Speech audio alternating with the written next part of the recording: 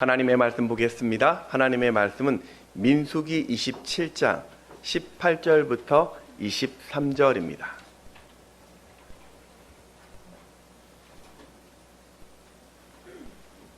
민수기 27장 18절부터 23절을 교독합니다.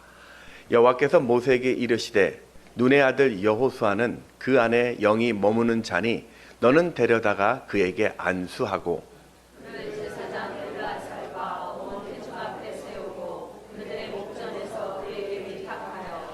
내 존귀를 그에게 돌려 이스라엘 자손의 온 회중을 그에게 복종하게 하라. 그는 제사장 엘르아살 앞에 설 것이요 엘르아살은 그를 위하여 우리의 판결로서 여호와 앞에 부를 것이며 그와 온 이스라엘 자손 곧 온 회중은 엘르아살의 말을 따라 나가며 들어올 것이니라. 모세가 여호와께서 자기에게 명령하신 대로 하여 여호수아를 데려다가 제사장 엘르아살과 온 회중 앞에 세우고 그에게 안수하여 위탁하되 여호와께서 모세에게 명령하신 대로 하였더라. 아멘.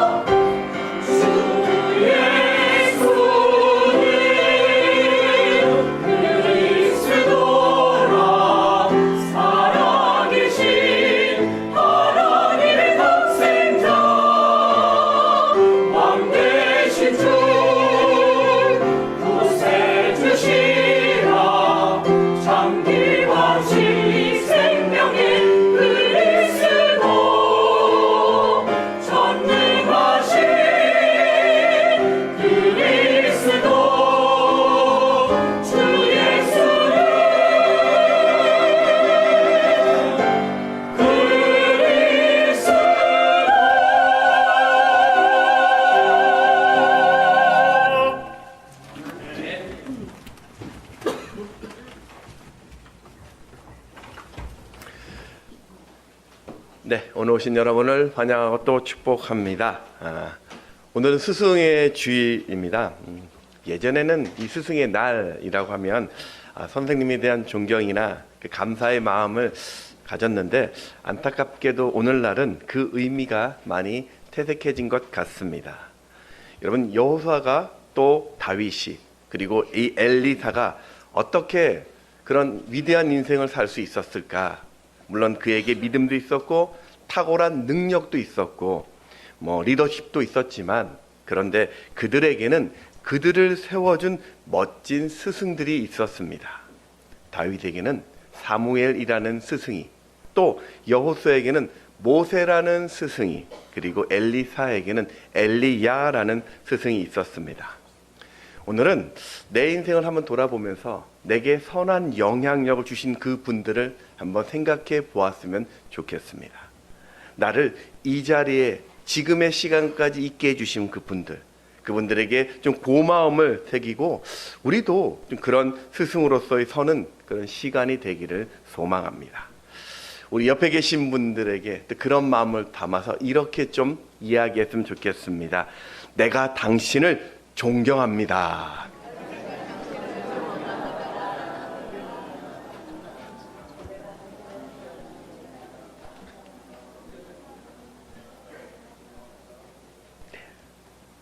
여러분을 존경합니다. 오늘 저는 스승의 주일을 맞아서 두 가지 교훈을 좀 살펴보고자 합니다. 첫 번째는 스승된 자를 우리는 존중해야 합니다.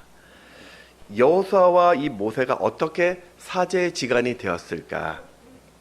이 여호수아가 성경에 처음 등장하는 때는 이스라엘이 출애굽하고 나서 르비딤이라는 곳에 진을 쳤을 때 아말렉 족속과 이 전쟁을 하게 됩니다.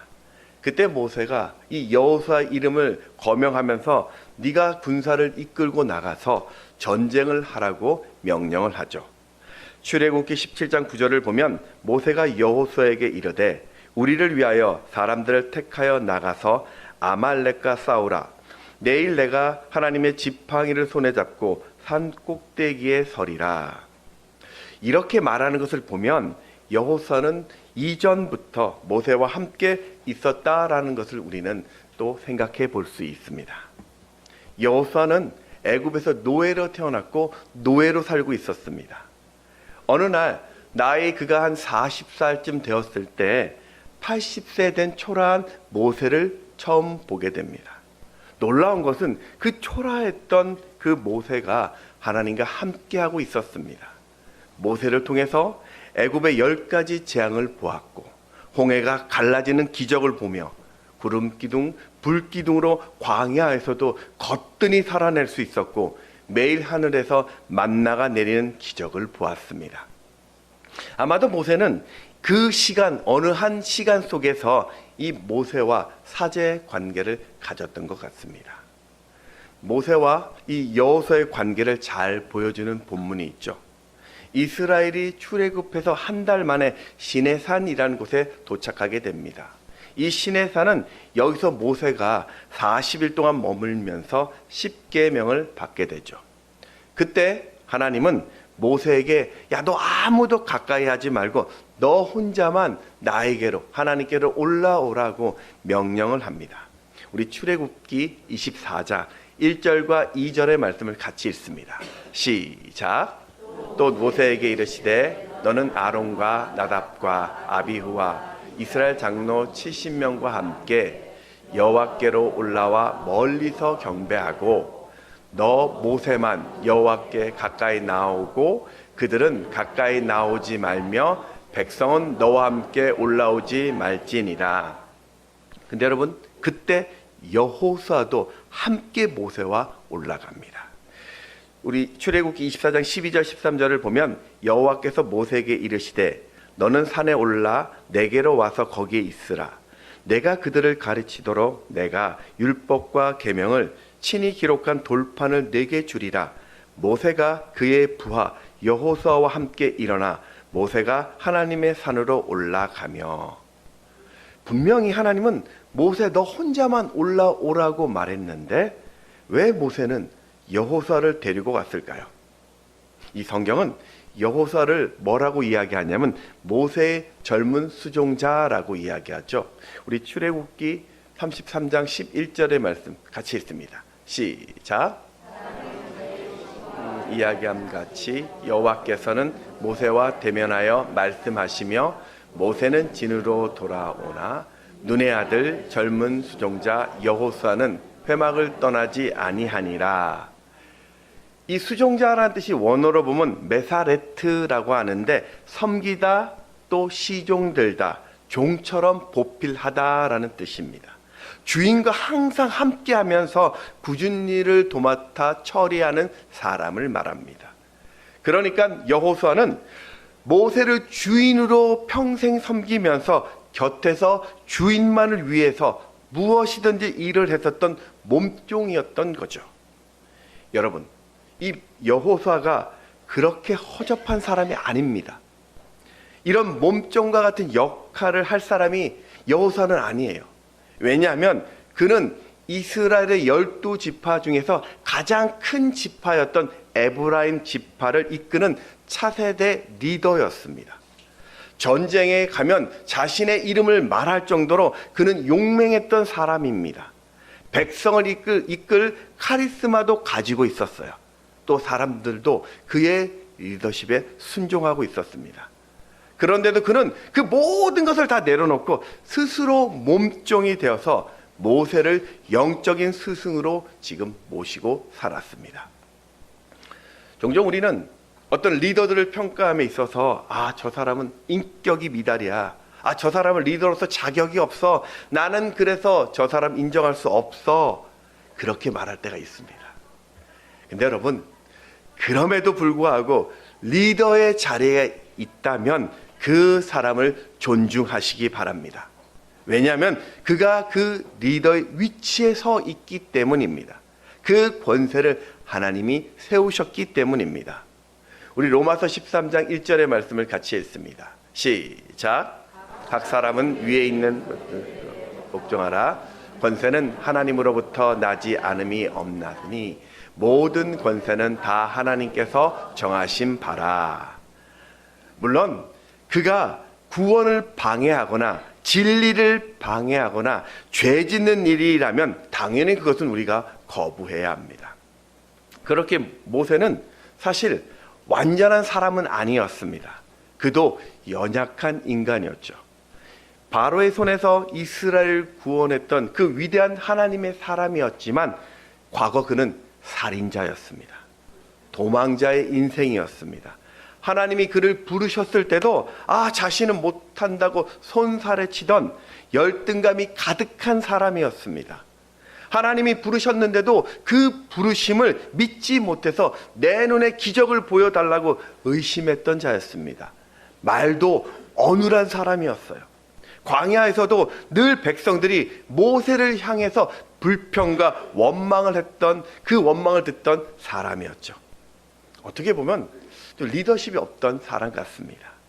그런데도 여호수아는 모세를 하나님이 세우셨다라는 것을 알고 있었습니다.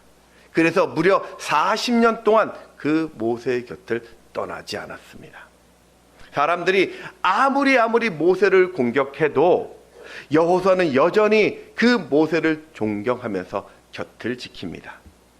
이렇게 한 마음으로 모세 곁에 있었기에 그는 위대한 지도자의 인생을 살 수 있었던 거죠. 여러분, 우리가 인생을 열심히 사는 것, 최선을 다해 사는 것 중요합니다. 그런데 더 중요한 것이 하나 있는데 내가 어떤 스승을 만나느냐 하는 것입니다. 사람은 왜냐하면 절대로 혼자 자라지 않기 때문입니다.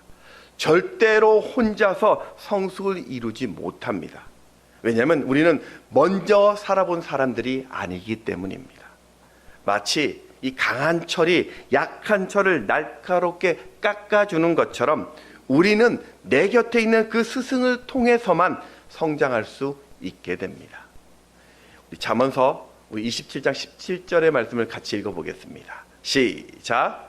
철이 철을 날카롭게 하는 것 같이 사람이 그의 친구의 얼굴을 빛나게 하느니라. 아멘. 여러분, 2002년 월드컵을 아십니까? 모르십니까? 대한민국? 이거 아시면은 월드컵 세대일 겁니다. 네. 그 2002년 월드컵 할 때 대한민국의 축구 랭킹이 세계 42위였습니다. 그 축구의 변방이었습니다. 우리나라가. 그 당시 한국 축구의 소원이 무엇이냐면 제발 월드컵에 나가서 16강에만 들어가 보자. 그게 한국 축구의 소원이었습니다. 그런데 그 월드컵 때 전 세계 4강에 이르게 되죠. 이건 누구도 생각해 보지 못했습니다. 이렇게 된 결정적인 이유 중에 하나가 히딩크라는 감독의 전략과 철저한 준비였다고 합니다. 당시 대한민국이 4강에 들어갈 확률이 몇 프로인지 아십니까?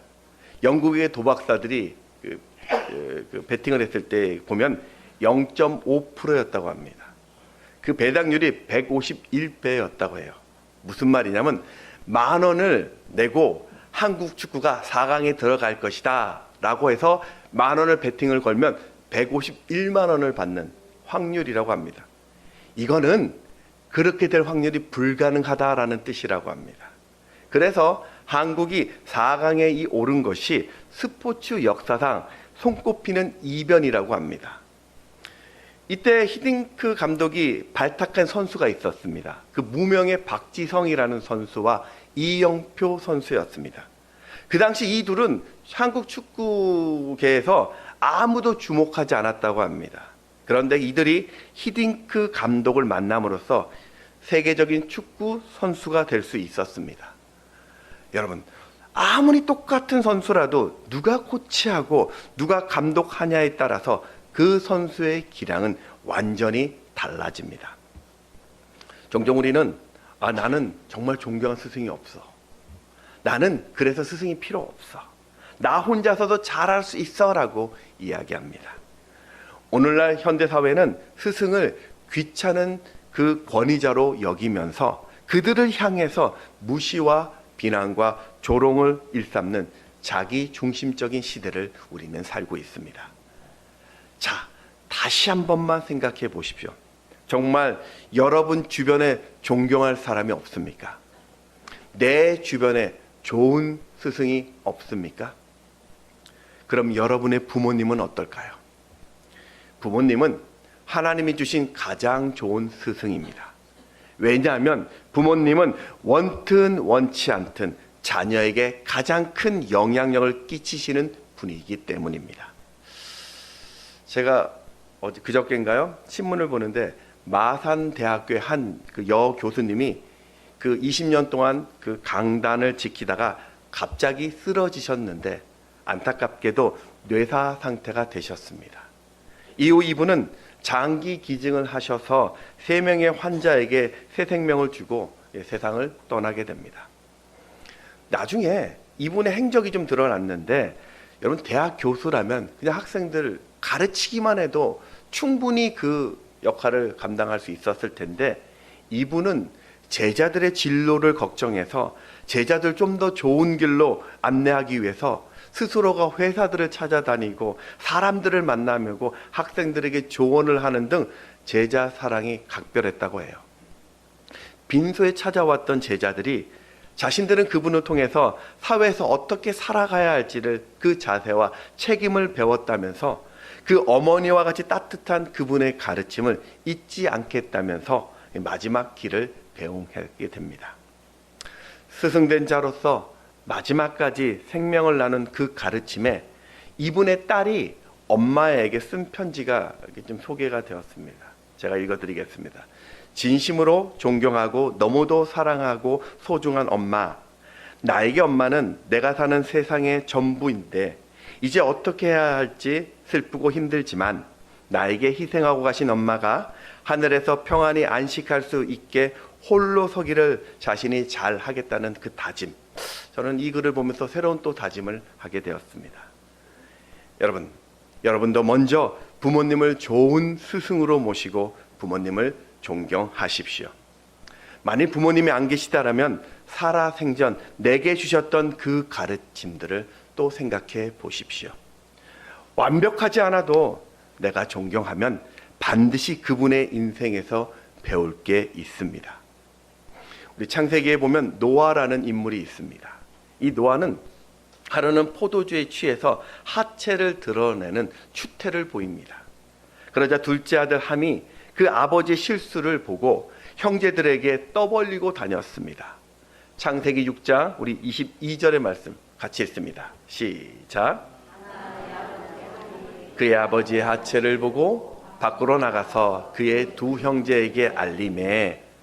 그런데 그 이야기를 들었던 첫째 아들 셈과 셋째 아들 야벳은 옷을 가지고 와서 뒤로 들어가면서 아버지의 실수를 덮습니다.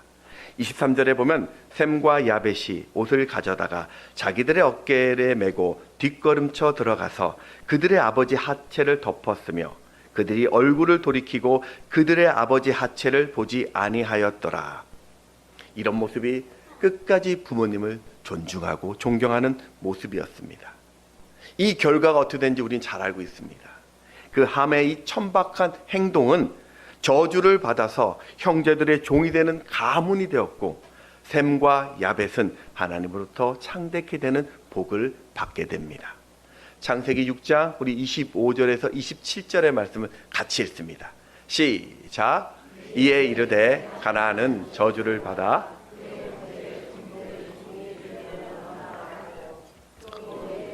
셈의 하나님 여호와를 찬송하리로다. 가나안은 셈의 종이 되고 하나님이 야벳을 창대하게 하사 셈의 장막에 거하게 하시고 가나안은 그의 종이 되게 하시기를 원하노라 하였더라. 아멘. 우리 압살롬, 다윗의 아들, 셋째 그 멋진 압살롬을 우리는 알고 있습니다. 그는 아버지로부터, 다윗으로부터 또 백성들에게 전폭적인 사랑을 받았던 왕자였습니다. 그런 그가 스승된 아버지를 존경하지 않고 아비를 죽이려고 했다가 결국 자신이 비참하게 죽게 되었습니다. 여러분, 잊지 마십시오. 부모님은 여러분 인생의 귀한 스승 되십니다. 그리고 한 가지 더, 오늘 여러분 주변에 가르치는 자가 계십니까? 그러면 그분을 환대해 주시기 바랍니다. 내 생각과 좀 달라도 존중해 주십시오. 특별히 교회 리더들을 존중해 주십시오. 말씀을 전하는 자들을 존중해 주시고 영혼을 살피는 목자들을 존중해 주십시오. 생명을 심는 우리 미래세대 교사들을 존중해 주십시오. 그들이 다 여러분의 좋은 스승들이십니다. 빌립보서 2장 3절에 보면 그럴 때 존중의 마음을 이렇게 표현합니다. 오직 겸손한 마음으로 각각 자기에게 남을 낮게 여기고. 여러분, 오늘 내 인생에 스승이란 단어가 사라질 때 오늘 우리의 인생의 성장이 멈추게 됩니다. 내 인생에 스승이 사라질 때 오늘 우리의 인생은 내리막길이 된다는 것을 잊지 마시고 스승된 자를 진심으로 존중해 주십시오. 하나님은 그런 여러분에게 은혜를 주실 것입니다. 자, 두 번째는 여러분이 이제 그럼 좋은 스승이 되어 주십시오. 노벨상을 탔던 이 오스트리아 동물학자 이 콘레드라는 그 학자가 있습니다. 이 사람은 평생 야생 동물만 연구했던 사람이에요. 하루는 그가 이 거위의 어떤 생태 그 상황을 살피면서 각인 이론을 그가 발표하게 됩니다. 거위는 그 새끼가 아래서 태어나면은 그 어미를 처음 본 그것을 어미로 엄마로 알게 된다고 해요. 그래서 이 학자가 그 거위 새끼가 태어날 때 어미 대신에 자신이 서 있었대요. 그랬더니 그 새끼 거위들은 이 로렌츠를 어미로 알고 늘 쫓아다니는 것을 보고 이 각인 효과라는 것을 발표하게 됩니다. 처음 만난 경험, 처음 본 그 삶, 그것이 자신의 삶의 각인이 되어서 늘 지속적으로 나타나는 현상을 이야기합니다. 여러분, 초신자들은요, 나를 전도한 사람들을 보고 신앙을 배웁니다. 초신자들은 자신이 등록한 이 교회 성도들을 보면서 그 신앙들을 배우게 됩니다. 자라나는 아이들은 부모님의 그 습관을 보고 따라합니다. 여러분, 우리가 아침에 거울을 보고 나는 할 수 있어! 으쌰으쌰 잘할 거야! 이렇게 긍정을 외치면 하루를 활기차게 시작할 수 있는 것, 이것도 바로 각인 효과입니다. 오늘 하나님은 그 여호수아를 후계자로 지목하면서 온 회중 앞에서 모세가 받았던 그 존경을 여호수아에게 돌리라고 말씀합니다. 민수기 27장 20절을 보면 내 종기를 그에게 돌려 이스라엘 자손의 온 회중을 그에게 복종하게 하라. 이것은 회중 앞에서 여호수아를 안수하고 리더의 권위를 위탁시킴으로써 백성들에게 여호수아가 새로운 영적인 리더가 되었다라는 것을 각인시키는 것이었어요. 우리 민수기 27장 22절 23절의 말씀을 같이 읽습니다. 시작. 모세가 여호와께서 자기에게 명령하신 대로 하여 여호수아를 데려다가 제사장 엘라살과 온 회중 앞에 세우고 그에게 안수하여 위탁하되 여호와께서 모세에게 명령하신 대로 하였더라. 그렇게 스승된 모세는 하나님의 사명을 다음 후계자에게 아름답게 전수했습니다. 여러분, 오늘 우리는 하나님께서 나를 이 땅에 보내신 인생의 목적을 생각하면서 살아야 합니다. 하나님은 내가 이 땅에서 나 혼자 잘 먹고 잘 살라고 우리를 보내시지 않았어요. 여러분, 우리가 나 혼자 잘 먹고 잘 사는 것이 인생의 그 사명이 되고 목적이 되면 우리는 내가 죽는 그 순간 아무것도 아닌 허무한 인생으로 마침표를 찍게 됩니다. 하나님은 오늘 우리를 이 땅에 보내주신 이유가 나를 통해 다른 사람이 살아나는 것이었어요. 내가 세상을 떠나도 내가 세운 다른 사람들을 통해서 하나님의 사명이 계속 이어지는 것입니다. 때문에 이 사람을 세우는 일은 모든 사람들이 해야 되는 사명입니다. 그러니 먼저는 오늘 여러분이 좋은 스승을 모시고 배우는 자로 사십시오. 그리고 나서 내 주변에 있는 자를 살리는 좋은 스승이 되어 주십시오. 아멘이십니까? 네, 스승이 되어 주십시오. 자, 그러면 내가 어떻게 하면 좋은 스승이 될까? 간단하게 두 가지를 실천 사항으로 나누고 싶습니다. 내가 좋은 스승이 되려는 첫 번째는 하나님의 꿈을 심어주는 자가 되면 됩니다. 모세는 출애굽 이후 자신이 받은 사명, 그러니까 가나안에 들어가는 꿈을 여호수아에게 내심어 주었습니다. 그래서 후계자였던 여호수아가 가나안 정복에 대한 꿈을 꾸기 시작했어요.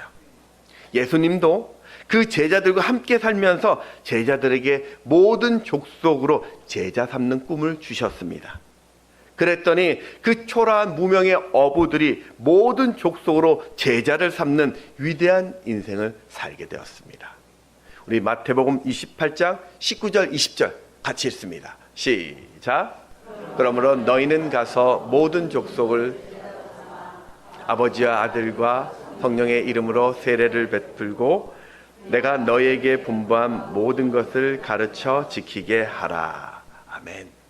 지금 여러분은 누구를 만나고 계십니까?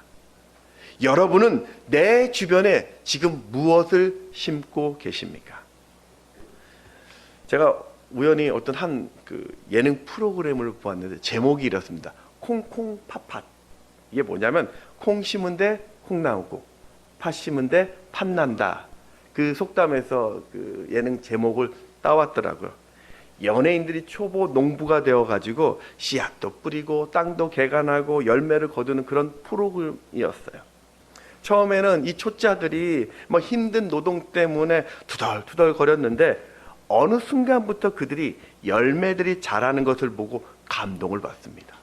그러면서 스스로가 시간을 내면서 땀을 흘렸고 그렇게 거둔 열매를 기쁨으로 나오는 그런 장면들이 있었더라고요. 이것은요, 심는 자만이 누릴 수 있는 감동이고 축복입니다. 중요한 것은 그럼 여러분은 무엇을 지금 심느냐라는 겁니다. 열정을 심으면 그 사람은 열정의 사람이 됩니다. 그 사람에게 능력을 심으면 그 사람은 능력의 사람이 됩니다. 그 사람에게 비전을 심으면 그 사람은 비전의 사람이 됩니다. 그런데 부정적이고 냉소적인 꿈을 주면 그 사람은 부정적이고 냉소적인 사람이 돼요. 긍정적이고 감사의 꿈을 주면 그 사람은 긍정적이고 또 감사의 사람이 되는 것이죠. 그러니 오늘 여러분 주변에 있는 자들에게 하나님의 꿈을 심어 주십시오. 그의 인생이 하나님의 선함으로 인도될 수 있도록 하나님의 그 사랑을 심어 주십시오. 그의 인생이 다시 살아날 수 있도록 믿음을 심어 주십시오.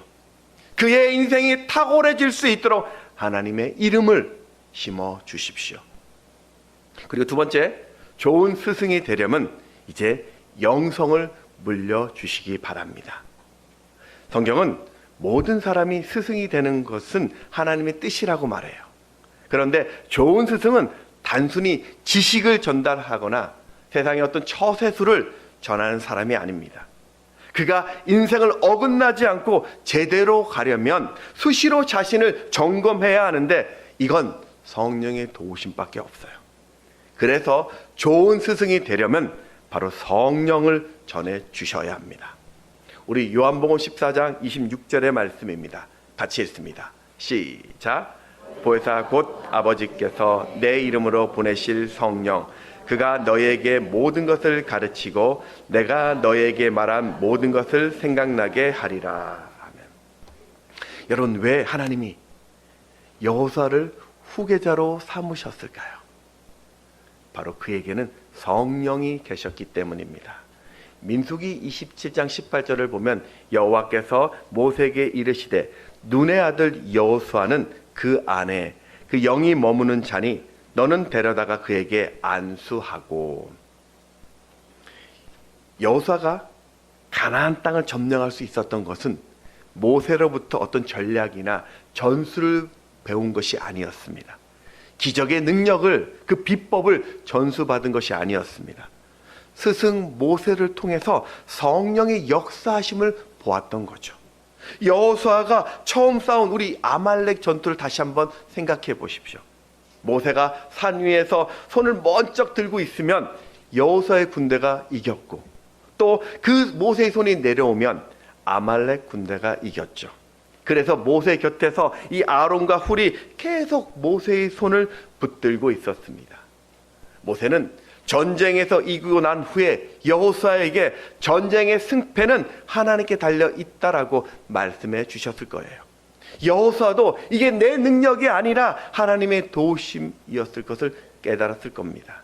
그러면서 그들은 기도의 자리로 나갔을 것입니다. 그들은 문제가 생길 때마다 모세는 하나님과 대화하는 것을 보여주었고 가르쳤습니다. 그렇게 여호수아는 모세를 통해서 영성을 물려받았고 그 성령의 사람이 된 것이죠.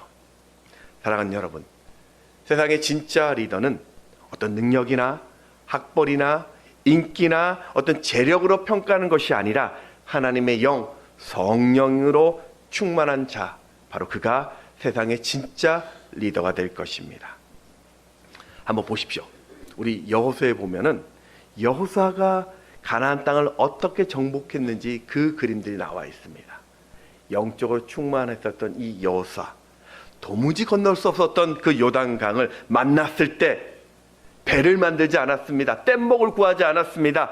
언약궤를 메고 제사장이 먼저 들어가라는 하나님의 음성을 듣고 건넜습니다. 우리 여호수아 3장 8절의 말씀 같이 읽습니다. 시작.